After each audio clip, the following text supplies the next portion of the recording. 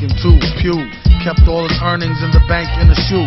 Hey everybody, it's me, Brendan Kennedy. Welcome back to my YouTube channel, The BK Stank. Obviously, my name is Brendan Kennedy. This is my YouTube channel where I talk about whatever I want to, the stuff that I'm into, whether it's stand-up comedy, beer, powerlifting, all the weird shit that I'm into. Obviously, I'm not at the gym today, so we are talking about beer. So the beer that we're talking about today is Cuvée Gold from Hardywood. Hardywood is always a fun brewery. When I actually had my bachelor party a couple of years ago, we went up to the Hardywood brewery, and it was everything that I thought it would be. Really delicious beer, really fun food trucks, they had live music, and they had a whole room full of barrels. One of the things that I've always found to be interesting about Hardywood is that maybe in comparison to other breweries, they take the idea of barrel aging beers and they take it another notch further. So a lot of breweries, sorry, you'll have to forgive me, I don't know.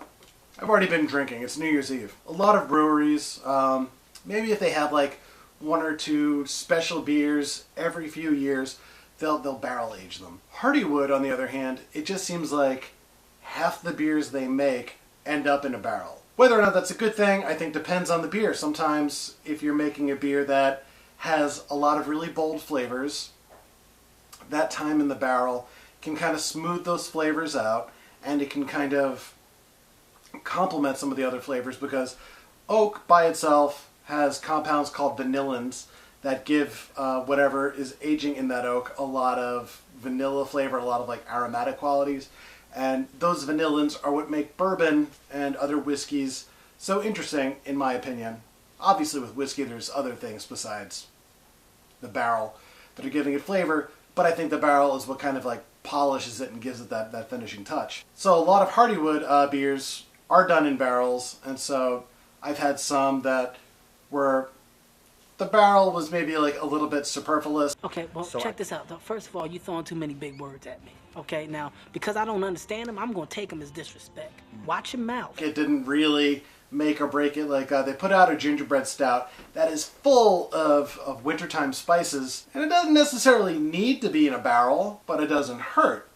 It is interesting to see how that time in the barrel can make or break the beer. One of the things I find so interesting about this beer is right here on the label, white wine barrel-aged Belgian-style golden ale. So I'm not sure if they're necessarily going to get into the specific white wine that is aged in the barrels that is used to age this beer, but there's a lot of interesting flavors that you can have there. One of my favorite just all-around wine experiences is Chardonnay that's been barrel fermented. So they do the actual fermentation in the barrel, and that creates a lot of interesting like buttery and butterscotch flavors.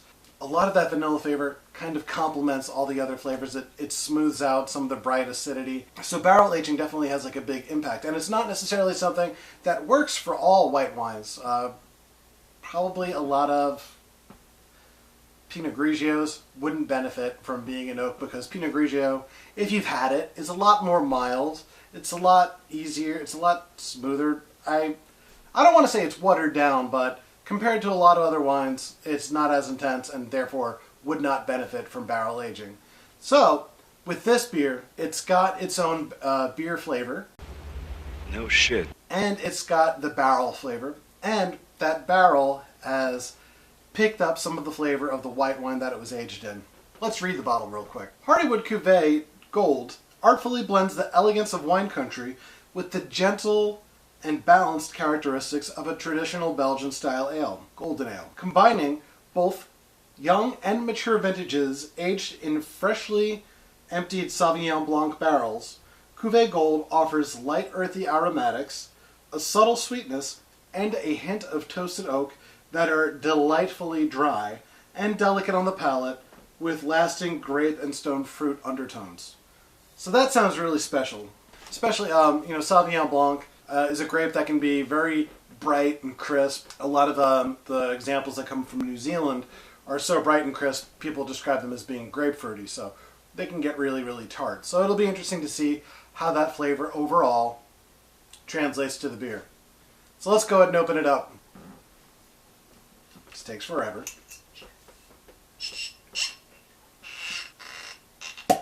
Oh, I love that sound. The glass that's suggested with this bottle is actually a tulip glass, and I looked around my house, but I don't know where my tulip glass is. So if you've seen my tulip glass, go ahead and comment in the comment section.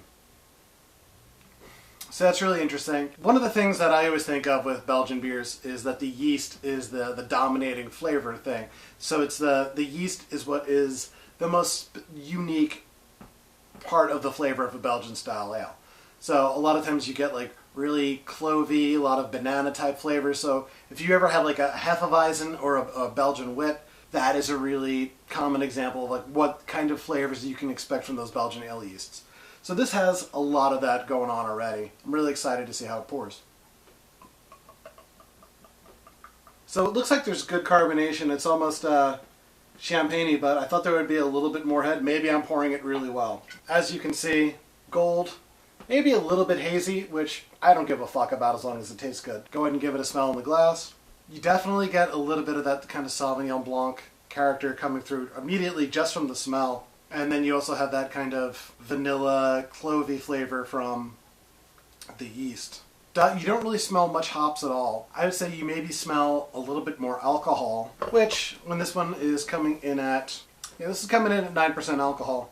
So the alcohol is not an insignificant portion of the flavor here. So let's go ahead and give it a taste, guys. Cheers. So I think the first thing that hits me is that this beer does have a little bit more acidity.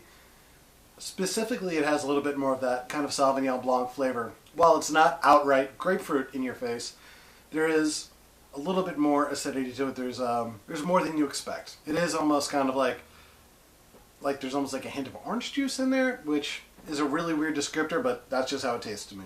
So following the acidity you taste up front, clovey and estery flavors, so you get all that banana and vanilla, a little bit of clove. Not much hoppiness at all.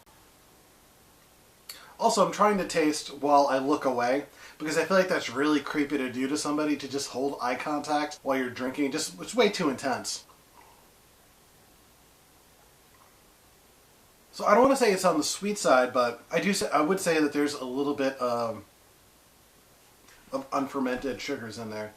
I don't know if that's like a lactose thing that they added at the brewery, or if it's just like I don't know, what am I doing with my arm? Or if it's just a perception thing where you think it's sweeter than it really is.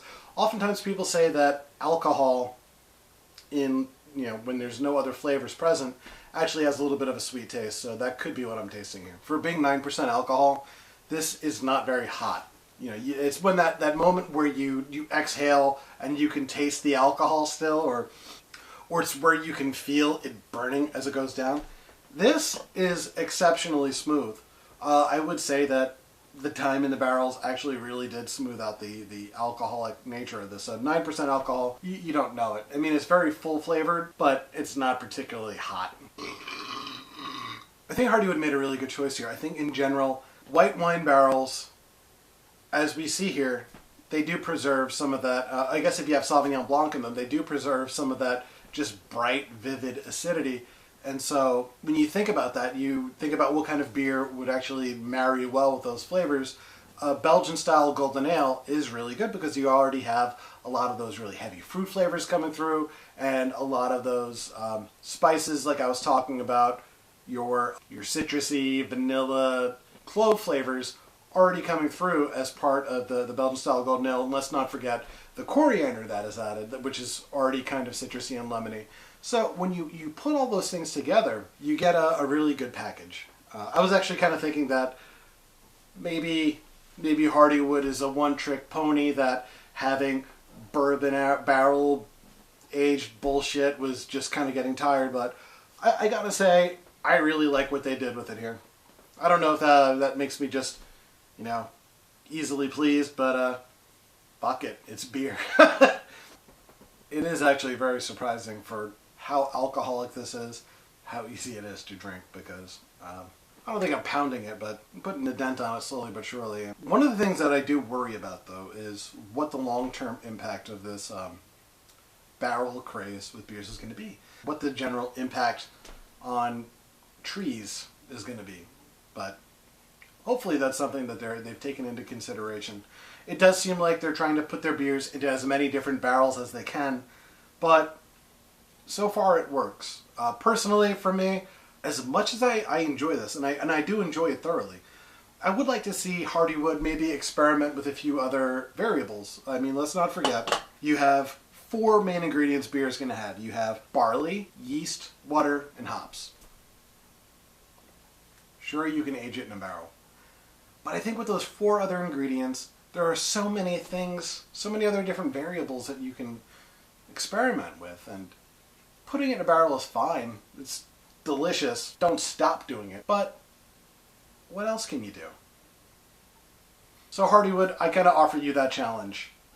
Keep doing what you're doing, but what's that next step? What is that next level in brewing that you can do? Like I said, don't stop putting things in barrels, because I'm loving this shit. But maybe try something else. Think about it. And if you're watching this, like maybe you're not a brewer, maybe you're not Hardywood, what are you doing in your life that you're doing good, you're doing at the same level as everyone around you? But what can you do just a little bit different to stand out from everybody else? So that's all for now. Thank you guys very, very much for watching. I have a lot of fun making these videos, so I appreciate you guys actually watching them. If you guys liked what you see, go ahead and like this video, subscribe if you want to, and comment in the comment section down below. If you didn't like this video, go ahead and tell me what you didn't like about it in the comment section down below. I'll feel bad, but I'll make better videos. Alright guys, that's it for now. My name is Brendan Kennedy. This is the BK Stank, and I'll see you later.